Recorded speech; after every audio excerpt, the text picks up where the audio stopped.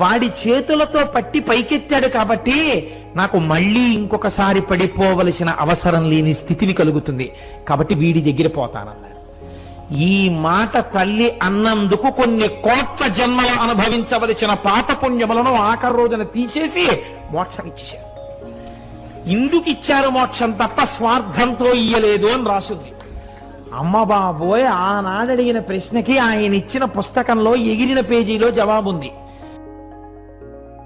భగవానుడిక్కడే కొండ రూపంలో ఉన్నాడు, నన్ను రక్షిస్తాడని ఆవిడ జట్కాలో కూర్చుని అరుణాచల శివ, అరుణాచల శివ, అరుణాచల శివ అని 3 మాటలు అన్నారు.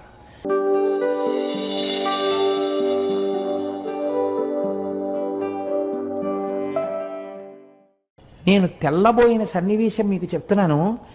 గోళ్ళు ఇలా తిరిగిపోయి ఉన్నాయి. అంటే ఎన్నేళ్ల నుంచి జరుగుతోందో ఆ తపస్సు అయింది. ఆయన బహుశా మాకు దర్శనం ఇవ్వడానికే కిందకొచ్చి ఉండి ఉండవచ్చు. మీకు నేను ఒక పరమ సత్యాన్ని ఇవాళ చెప్తున్నాను, మీరు నన్ను నమ్మండి, నేను అబద్ధం చెప్పట్లేదు.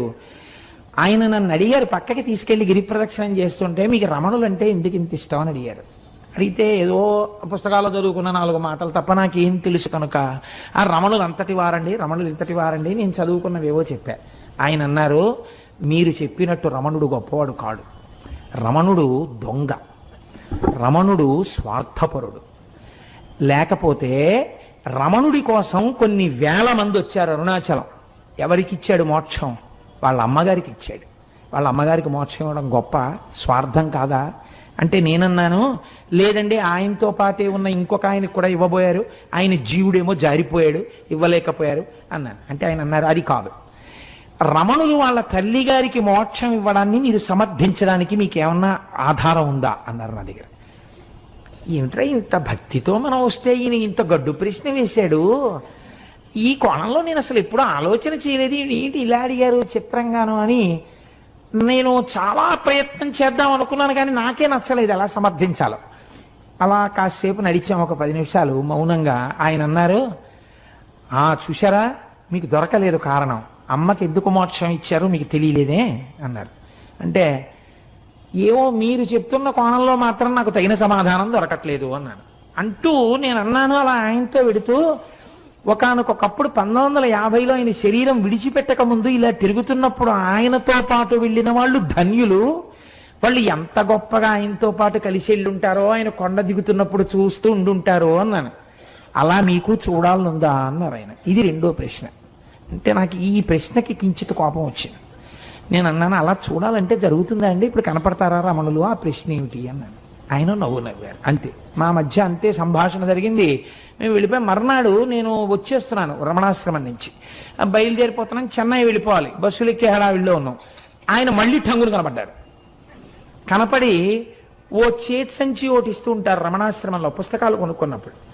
ఆయన ప్రత్యేకం ఓ పుస్తకం, ఒక క్యాసెట్ తెచ్చి, ఇవి నేను మీకు బహూకరిస్తున్నాను కోటేశ్వరారు అని ఇచ్చారు. ఎంత ప్రేమమూర్తో. నేను ఆ తర్వాత వారిని చూడలేదు, రమణాశ్రమానికి వెళ్ళిన ఆయన పేరు అవి ఇచ్చారు కూడా, కానీ మాకు కనపడలేదు. ఆ తర్వాత ఇన్ని మార్లు వెళ్ళాను, నాకు వారు కనపడలేదు. నేను ఇంటికి వచ్చి యథాలాపంగా పెట్లోంచి పుస్తకాలన్నీ కొనుక్కున్నవి తీసి అక్కడ పెట్టేసి వెళ్ళిపోబోతూ ఇలా గాలికి ఎగురుతుంటే ఒక పేజీ, ఆ పేజీ మీద చెయ్యేసి ఇలా చూశాను, రమణులు తల్లికే మోక్షం ఎందుకు ఇయ్యవలేను అని ఉంది దాని మీద. నేను తెల్లబోయి, ఇదే కదా మన నేను అడిగారు అని చెప్పి నేను అది చదివాను. చదివితే రమణుల యొక్క తల్లి వృద్ధాప్యంలో ఆవిడ యొక్క కుమార్తె, అమ్మా నాతో చెన్నై వచ్చేయమ్మా, వీడి దగ్గర ఉంటే ఏం చూస్తాడు, నువ్వు నాతో వచ్చేస్తే ఇంకెంతో కాలం ఉండవు కదా, జాగ్రత్తగా చూస్తావంటే అమ్మగారు అన్నారు, మీతో వస్తే ఏం చేస్తారు, ఓ పరుపు మీద పడుకోబెడతారు, జాగ్రత్తగా చూస్తారు. నా ప్రాణోత్క్రమణం అయితే ఏం చేస్తారు, కొన్ని కోట్ల జన్మల నుంచి ఏం చేశారో అదే చేస్తారు. మీరు నన్ను తీసుకెళ్లి దహిస్తారు. వీడి దగ్గర ఉంటే ఏమవుతుంది, పోయే ప్రాణం ఎలాగో పోతుంది. వీడు జనన మరణములకు అతీతుడు, నా కొడుకు, వాడు జ్ఞాని. కాబట్టి వాడు నేను చచ్చిపోయిన తర్వాత నా శరీరాన్ని తన 2 చేతులతో పైకెత్తుతాడు. మీ దగ్గర ఉంటే వాడు ఎత్తాడు, వాడు రాడు తిరువన్నామల వదిలి, వాడు పైకెత్తి వాడు కాల్చడు. ఈ శరీరాన్ని పట్టుకెళ్ళి పక్షులు తింటాయని రక్కసి ముళ్ళని ఇంతంత ఉంటాయి, అరుణాచలం కొండ మీద రక్కసి ముళ్ళ పొదలలోకి విసిరేస్తాడు. వాడి చేతులతో పట్టి పైకెత్తాడు కాబట్టి నాకు మళ్ళీ ఇంకొకసారి పడిపోవలసిన అవసరం లేని స్థితిని కలుగుతుంది, కాబట్టి వీడి దగ్గర పోతానన్నారు. ఈ మాట తల్లి అన్నందుకు కొన్ని కోట్ల జన్మలు అనుభవించవలసిన పాపపుణ్యములను ఆఖరి రోజున తీసేసి మోక్షం ఇచ్చేశారు. ఇందుకు ఇచ్చారు మోక్షం తప్ప స్వార్థంతో ఇయ్యలేదు అని రాసుంది. అమ్మ బాబోయ్, ఆనాడు అడిగిన ప్రశ్నకి ఆయన ఇచ్చిన పుస్తకంలో ఎగిరిన పేజీలో జవాబుంది అని నేను తెల్లబోయాను. నిజంగా క్యాసెట్ పెట్టాను. ఆ క్యాసెట్ ఏమిటో తెలుసా అండి? రమణులు కొండ మించి దిగుతున్నట్టు, ఎక్కడో ఒక అరుగు మీద కూర్చుంటున్నట్టు, అందరితో మాట్లాడుతున్నట్టు, బాగా వృద్ధులైపోయిన తర్వాత ఇలా చేతులు వేసి వెడుతున్నట్టు, ఆఖరణ వారి శరీరం విడిచిపెట్టేసినప్పుడు అందరూ ఒక్కసారి లేచి నిలబడినట్టు ఉన్న క్యాసెట్. చిత్రం ఏంటంటే, నా స్నేహితుడు ఒకడు ఉన్నాడు, అతను ఎప్పుడు పెడతాడు అరుణాచలం. అతని దగ్గర కూడా లేని ఆ క్యాసెట్ ఆ రోజుల్లో నాకు ఎలా వచ్చిందో నాకే తెలియదు. నేను ఆ రోజుల్లో ఆ క్యాసెట్ని, అది నా దగ్గర లేదు అని అతను నాకు చెప్తే నేను తెల్లబోయి, ఇది నాకు బహుశः భగవానులే అనుగ్రహించుంటారు, ఇది స్వార్థంతో నేను ఒక్కడినే అనుభవించకూడదని మా ఇంట్లో కలర్ టీవీ పెట్టి రమణుల జన్మదినోత్సవం నాడు ఎందరినో పిలిచి బ్యాచ్లుగా చూపిస్తే ఒక మహాతల్లి నాకు సలహా ఇచ్చారు, ఇలా మీ ఇంట్లో ఎన్ని బ్యాచ్లకి పెడతారండి, చిన్న అపార్ట్మెంట్ లో శివాలయానికి తీసుకొచ్చి ఈ క్యాసెట్ వేయండి అన్నారు. అంటే టీవీ అప్పట్లో ఇవే డివిడీలు లేవు, వీసీఆర్లే. వీసీఆర్ పట్టుకుని వెళ్ళి వెంకటనగర్ శివాలయంలో ఆ క్యాసెట్ ని నేను ప్లే చేసి కొన్ని వందల మంది చూసి సంతోషించారు. బహుశా మీరు చూశారేమోనమ్మా. అన్నీ అరుణాచల అనుబంధంలో రమణులే అనుగ్రహించారు కనుక ఆ అరుణాచలం అంత గొప్ప అరుణాచలం. కాబట్టి చూడండి, నేను మీకు ఎందుకు విజ్ఞాపన చేశాను అంటే, ఆ కొండ సామాన్యమైన కొండ కాదు. శివుడు అక్కడ స్థూల రూపంలో ఉన్నాడు, కొండగా ఉన్నాడు. అరుణాచలేశ్వరుడి దేవాలయమునందు శివలింగముగా ఉన్నాడు. అదే అరుణాచలం కొండ మీద దక్షిణామూర్తిగా ఇప్పటికీ ఉన్నాడు అని అంటారు. ఎందుచేతనంటే, రమణ మహర్షి యొక్క శిష్యులు కొంతమంది అరుణాచలం కొండ శిఖరాల మీద కూర్చుని ఉండగా వారికి పాదుకలతో నడిచి వెళ్ళిపోతున్నటువంటి చప్పుళ్ళు వినపడ్డాయి. నేను సరిగ్గా చెప్పి ఉంటే పేరు, నాకు ఆ పేర్లు సరిగ్గా జ్ఞాపకం ఉండవు. చాడ్విక్ అనుకుంటాను, రమణుల శిష్యుల్లో ఒక ఆవిడ.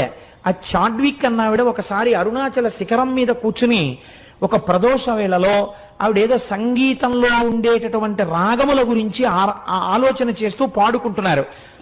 అపురూపమైనటువంటి రాగాలు కొన్ని ఆ అరుణాచలం కొండల్లోంచి వినపడ్డాయి. ప్రదోష వేళలో పరమశివుడు దక్షిణామూర్తిగా కూర్చుని ఉంటే ఇప్పటికీ అనేక మంది దేవకాంతల ఆయన ముందు నాట్యం చేస్తూ గంధర్వగానం చేస్తారని ఆవిడ దాన్ని రికార్డ్ చేశారు. రికార్డింగ్ అవుతుందేమో చూద్దామని రికార్డ్ చేసి రమణుల దగ్గరికి తీసుకొచ్చి ఆన్ చేస్తే ఆ సంగీతం రికార్డ్ అయి వినపడింది.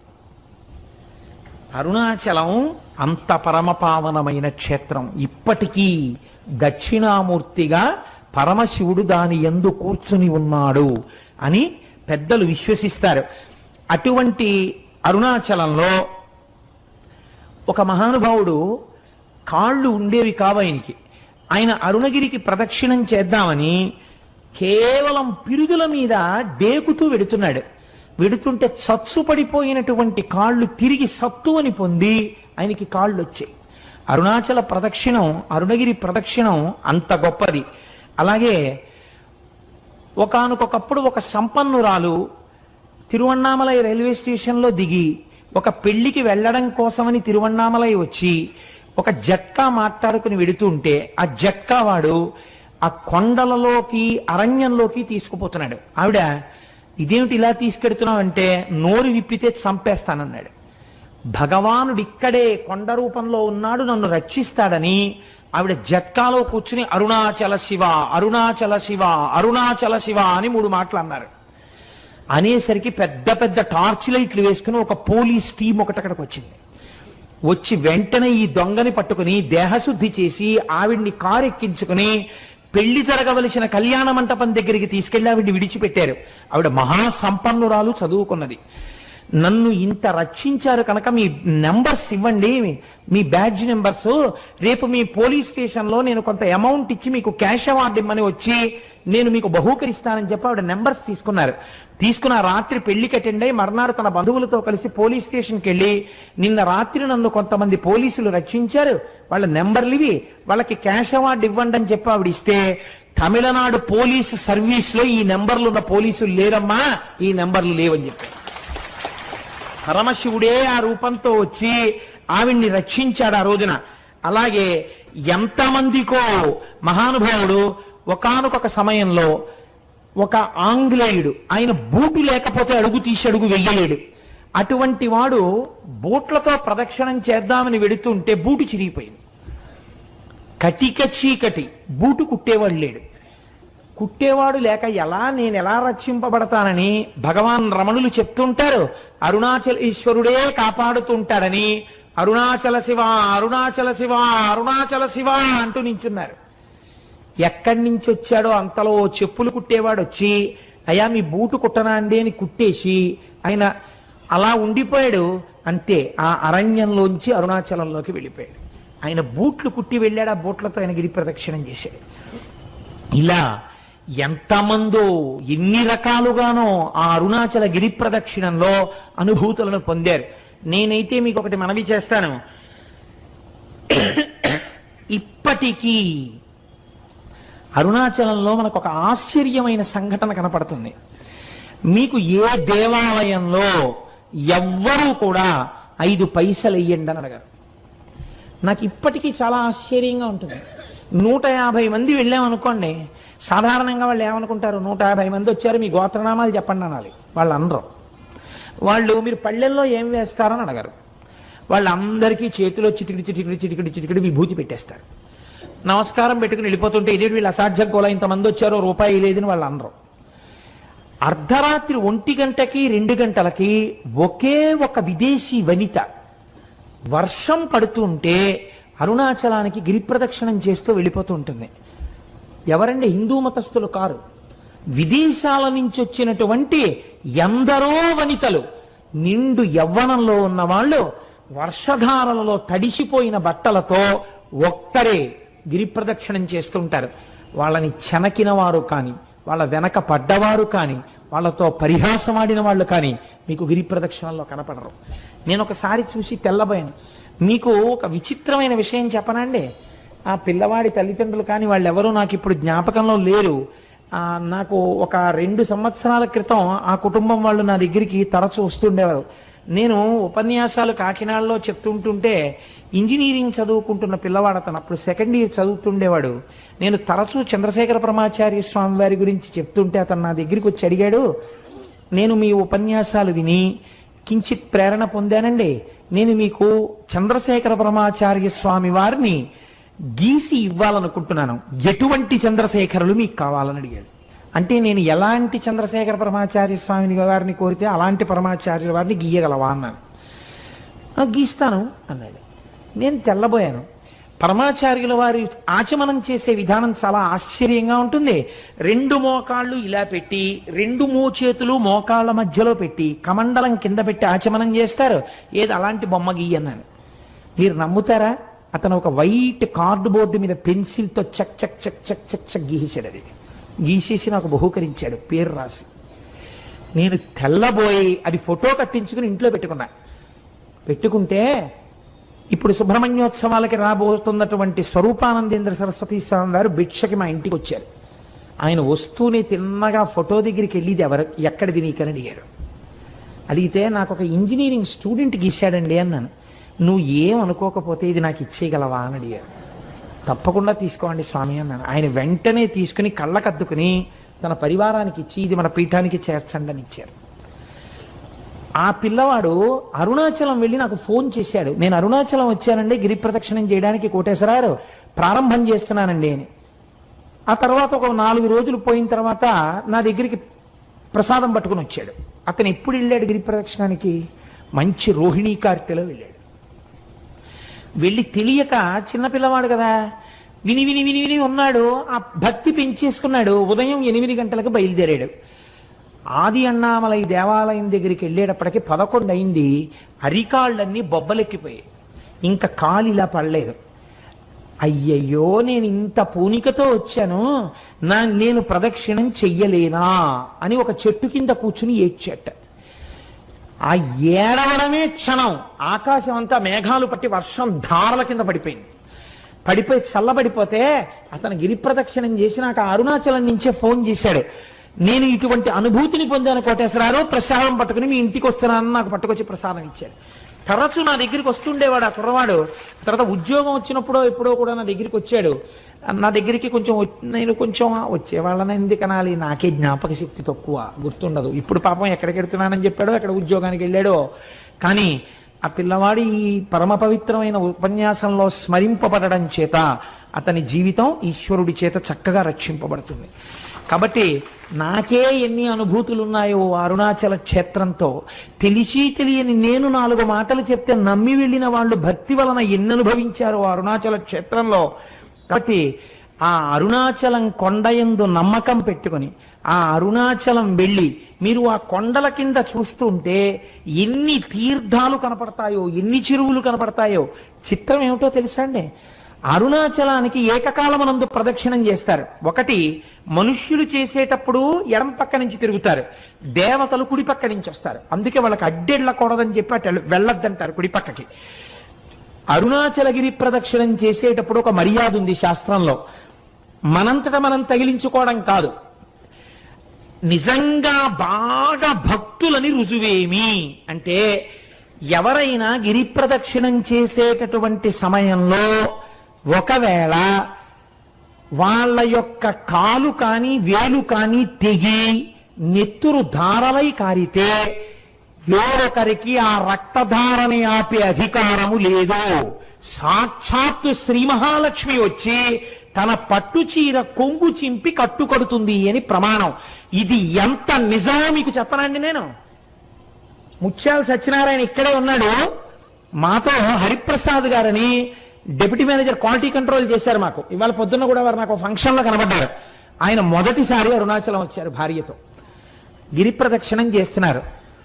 ఇలా గుళ్ళోకి వెళ్ళి బయటికి వస్తున్నారు ప్రదక్షిణం చేస్తూ. అసలు అంత దెబ్బ తగిలే అవకాశం లేదండి.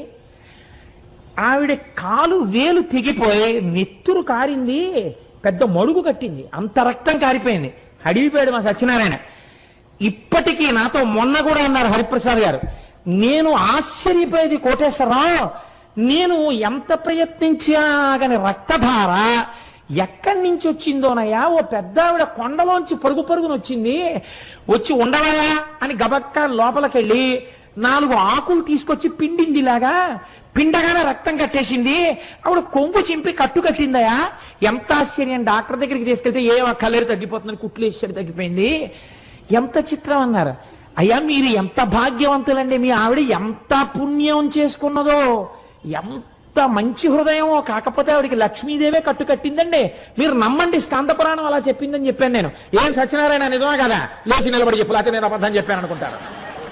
నిజమా కాదా? కూర్చో అంటే ఏమిటి, నువ్వు వెళ్ళిన ఈ పాటికే నీకు ఇన్ని అనుభవాలు ఉన్నాయని మీరు అనుకుంటారేమో అని నా భయం. ఇవన్నీ నేనేదో చెప్పేస్తున్నాడు, అయ్యో చెప్పమన్నాం కదా అని వీడు చాలా చెప్పేస్తున్నాడు రోయ్, ఇంకా నమ్మచ్చా నమ్మకూడదా అనుకుంటారేమో నా భయం. అందుకని సాక్ష్యాలు ప్రవేశపెట్టాను.